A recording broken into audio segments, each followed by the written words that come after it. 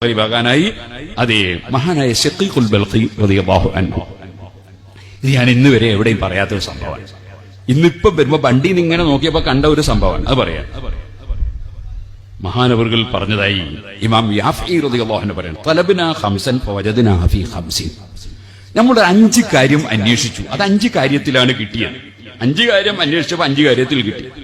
തലബ്നാ ബർക്കത്തുൽ ഖൂതി, ഞങ്ങള് ഭക്ഷണത്തിൽ ബർക്കത്തുണ്ടാകണം എന്നത് ഞങ്ങൾ തേടി. ഫവജദ്നാഹാ ഫീ സ്വലാത്തി ദുഹാ, ദുഹാ നിസ്കാരത്തിൽ അതിനെ നമ്മൾ എത്തിച്ചു. എത്ര മിനിറ്റ് ഉണ്ട്?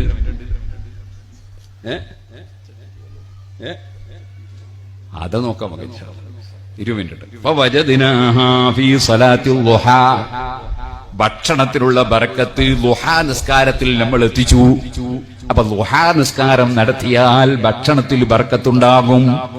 ഭക്ഷണത്തിൽ എന്തെല്ലാം ബർക്കത്തുണ്ട്? ഒന്ന്, നല്ല ഭക്ഷണം കഴിക്കുക, ആ ഭക്ഷണം കൊണ്ട് രോഗമില്ലാതിരിക്കുക.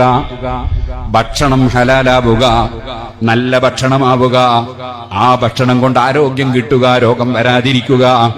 അതൊക്കെ അതിന്റെ ബർക്കത്തിന്റെ ഭാഗമല്ലേ? അതിന് കാരണമാണ് സ്വലാത്തുൽ ദുഹാ.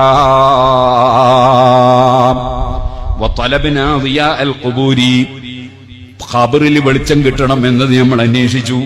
ഫവജദ്നാഹു ഫീ